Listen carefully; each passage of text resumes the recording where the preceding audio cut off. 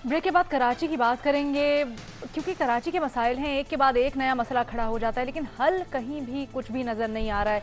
Supreme court ने इसके ऊपर नोटिस भी लिया, मुतअद्दिद समातों में इन मसाइल पर गौर भी हुआ। आज की समात को ही ले लीजिए, उसकी खुसूसन बात करते हैं। कराची रजिस्ट्री में सुप्रीम कोर्ट केस लगा हुआ था, जारी बात है, तो नालों पर तजावुजात के खिलाफ ऑपरेशन के मामले पर कराची रजिस्ट्री में समात हो रही थी।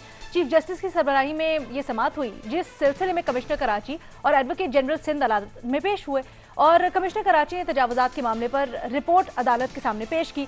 सुप्रीम कोर्ट ने इस पर अदम इत्मीनान का इजहार किया और निहायत सख्त रिमार्क्स देते हुए चीफ जस्टिस ऑफ पाकिस्तान ने कहा कि सिंध हुकूमत ने अवाम के लिए कुछ नहीं किया है, सिंध हुकूमत कुछ कर रही है और ना ही लोकल बॉडीज कर रही हैं। सारे शहर के अंदर गटर का पानी भरा हुआ है, मुतअद्दिद मसाइल हैं, लेकिन कोई देखने वाला नहीं है। मजीद कहा कि आपकी हुकूमत को कितने साल हो गए हैं, कराची से कश्मीर तक की सूरत हाल बदतर है, सिंध हुकूमत मुकम्मल नाकाम हो चुकी है, आप लोग बैठकर मजे कर रहे हैं। बड़े सख्त रिमार्क्स देखे गए आज। इसी मौके पर जब अटॉर्नी जनरल फॉर पाकिस्तान हुए तो उन्होंने अपना मौक़िफ़ बयान करते हुए ये बताया अदालत को कि कराची के हवाले से वफाकी हुकूमत मुख्तलिफ आइनी और कानूनी पहलुओं का जायजा ले रही है और इसी हवाले से देखते हुए कुछ तजावीज़ मुरतब कर रही है। उन्होंने बताया कि वज़ीर आज़म इमरान खान बड़ी संजीदगी से इस मामले पर गौर कर रहे हैं, देख रहे हैं क्या ऑप्शन हो सकती हैं। जनाब, अदालत ने NDMA को हिदायत दी कि 3 माह के अंदर तजावुजात पर कार्रवाई करे और जो नालों की सफाई थी उससे मुतल्लिक भी कार्रवाई की जाए और रिपोर्ट अदालत को पेश की जाए। इसी सारी सूरत हाल पर हमने अपने एनालिस्ट से आज कुछ कंस्ट्रक्टिव तजावीज़ मांगनी है। हमने पूछना है कि जो कह रहा है वफाक के तजावीज़ पर गौर किया जा रहा है, तो क्या राय है हमारे एनालिस्ट की, कराची के मसाइल का हल या फिर बेहतरी के लिए क्या इकदामात होने चाहिए? ओपन ऑप्शन है सबके पास। मज़हर अब्बास साहब, क्योंकि आप बड़ी कराची और सिंध खुसूसन इन मामलात पर गिरफ्त रखते हैं, ये भी आपसे ही आगाज़ करना चाहेंगे इसका। वो के मसाइल बहुत सारे हैं, लेकिन अगर कहीं से शुरू करना हो तो क्या तजवीज़ है आपकी, कहाँ से किया जाए? देखिए, कराची के 2 बुनियादी मसले हैं, एक सियासी मसला, एक इंतज़ामी मसला है और एक सियासी मसला है। अगर हम इंतज़ामी मसले को ले लें, सन 2011 से सुप्रीम कोर्ट में कराची बदअमनी केस चल रहा है। सुप्रीम कोर्ट के अंदर ही एक पिटीशन जो है वो मरदमशुमारी के हवाले से, कराची के मरदमशुमारी के हवाले से भी मौजूद है। इसी तरह मेयर कराची भी कहते हैं कि 2017 से उनकी भी एक पिटीशन मौजूद है, उससे आप अंदाज़ा कर सकते हैं।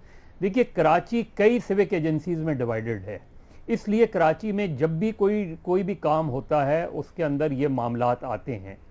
फिर कराची के जितने शहरी इदारे हैं वो हाईली करप्ट हैं, चाहे आप वाटर बोर्ड उठा लें, KMC उठा लें, आप के इलेक्ट्रिक उठा लें और दीगर वफाक के या सूबों के जितने भी इदारे हैं, इसलिए डिवाइडेड होता है। सुप्रीम कोर्ट के करीब ही अगर आप देख लें तो कई ऐसे नाले हैं जो इंक्रोच्ड हैं, जहां पार्किंग बनी हुई है, कहीं पार्किंग बना दी है, उसमें ये सारी चीज़ें मौजूद हैं। अगर आपने कराची के मसले को वाकई संजीदगी से हल करना है इंतज़ामी तौर पे, कराची, एक मरतबा फिर मैं कहूँगा कि कराची एक अम्ब्रेला के तहत होना चाहिए, कराची एक डिस्ट्रिक्ट होना चाहिए, एक अम्ब्रेला के तहत होना चाहिए।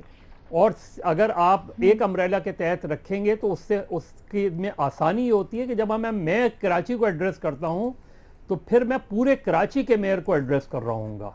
अभी जब मैं मेयर कराची को एड्रेस करता हूँ तो मैं 34% कराची के मेयर को एड्रेस करता हूँ, जहाँ उसका DHA में कोई अमल दखल नहीं है, जहां उसका कैंटोनमेंट में कोई अमल दखल नहीं है, जहां कभी KPT अपना एतराज़ लेके आ जाती है, कभी कोई और इदारा एतराज़। तो कराची मेट्रोपॉलिटन कॉरपोरेशन कभी भी आप इस तरह रन नहीं कर सकते। आप साफ करवा देंगे, नाले साफ हो जाएंगे, फिर इंक्रोच्ड हो जाएंगे, फिर भर जाएंगे नाले, ये यकीन रखें आप, जब तक आप इसको सही मानों में हल नहीं करते। सर, माजरत के साथ ये अर्ज करना चाह रही हूँ कि जितना उनकी अथॉरिटी के अंदर है वो भी तो मसाइल हल नहीं होते, उसमें भी तो वो यही कहते रहते हैं कि हमारे पास वसाइल नहीं है, हमें पैसों का मसला है, ऊपर से हमें फंड्स नहीं आते। नहीं, मैं यही हाँ, देखिए, इसीलिए इसकी तो कोई जस्टिफिकेशन नहीं होती कि जो आपका काम है आप उतना काम भी नहीं करते। अब अगर मेयर साहब ये कहते हैं कि 4 साल में मुझे 10 अरब रुपए मिले, तो मुझे वो बताएं वो 10 अरब रुपए कहाँ खर्च हुए, क्योंकि ये तनख्वाहों के अलावा हैं। इसीलिए मैंने कहा कि मैसिव करप्शन है। जो आप मुझे कराची की कभी भी कोई पाइपलाइन टूटे तो मुझे ये बताएं कि उस पाइपलाइन में पानी ना आया हो, इसका मतलब है पानी ही का मसला नहीं है, पानी की तकसीम माफ कीजिएगा, पानी की तकसीम का मसला है। इसी तरीके से इंक्रोचमेंट, एक एग्जीक्यूटिव ऑर्डर से इंक्रोचमेंट खत्म हो सकती है, एक एग्जीक्यूटिव ऑर्डर से सर्विस रोड्स क्लियर हो सकती हैं। तो बहुत सी चीजें तो इस तरह हो सकती हैं। दूसरा सियासी मसला है, एक जब खलिश रही है साला साल से सिंध हुकूमत में और शहरी हुकूमतों के दरमियान, एक बड़ा सियासी मसला यह है कि मकामी लोगों को वो नौकरियां नहीं मिलती। अभी कानूनी तौर पे ग्रेड 1 से ग्रेड 15 तक जो नौकरियां हैं वो कानूनन आप सिर्फ मकामी लोगों को दे सकते हैं, नहीं दी जाती। दूसरा मसला, अभी आप देखें केपीटी में नौकरियों की वो हुई, उस पर भी ये इतराज़ आया कि जी उसमें कराची के डोमिसाइल को शामिल नहीं किया गया। तो कराची और इवन पूरे सिंध के नौजवानों का बड़ा बुनियादी मसला है कि उनको अच्छी जॉब्स नहीं मिलती, मेरिट पर जॉब्स नहीं मिलती, जो रिक्रूटमेंट्स होती हैं वो हाईली कंट्रोवर्शियल रिक्रूटमेंट्स होती हैं, एजुकेशन का बुरा हाल है। तो जब तक आप सियासी मसले और इंतज़ामी मसले को आप हल नहीं करेंगे, और वो आपका मसला हल नहीं हो सकेगा। और इसकी इब्तिदा जो हो सकती है वो ये कि सबसे पहले कराची की आबादी का सही तयन किया जाए, कराची में डीलिमिटेशन प्रॉपरली हो, कराची की कॉन्स्टिट्यूंसीज को बढ़ाया जाए, तो आप कराची के सियासी मसले को भी एड्रेस कर सकते हैं और इंतजामी मसले को भी। इट्स वेरी इंटरेस्टिंग, आपने डीलिमिटेशन के मसले को उजागर किया, क्योंकि अभी तो हल्का बंदियां हो जानी चाहिए थी। 28 अगस्त को गालिबन मुद्दत ख़त्म हो रही है ये जो मौजूदा हुकूमत है, लेकिन अभी तक हो नहीं सकी हैं। खैर, इसके ऊपर भी हम एक अलग शो रखेंगे और बात करेंगे। हसन निसार साहब, आपका कमेंट चाहेंगे पहले? देखिए अलीना, आप करोड़ों की आबादी के पाकिस्तान के सबसे बड़े, सबसे मुश्किल शहर के सालों पे मुहीत अनगिनत मसाइल का हल इस प्रोग्राम में, जिसमें भट्टी साहब के लिए भी टाइम नहीं होता, एक ऐसे शख्स से पूछ रही हैं जिसने कभी ये क्लेम ही नहीं किया कि वो जादूगर हैं या जीनियस है। वो अदरवाइज़ भी मैं कराची में ज़िंदगी में गया हूँ कुछ 150 बार। I hardly know the city, तो हाउ कैन आई, ना मैं टाउन प्लानर हूँ, मेरा सब्जेक्ट ही नहीं है बिल्कुल। और हल की बात को दूर की बात है, बेहतरी की को सूरत को टकरे टुकरे मारे तो निकल आएगी। मेरा नहीं ख्याल के हल वाल कोई।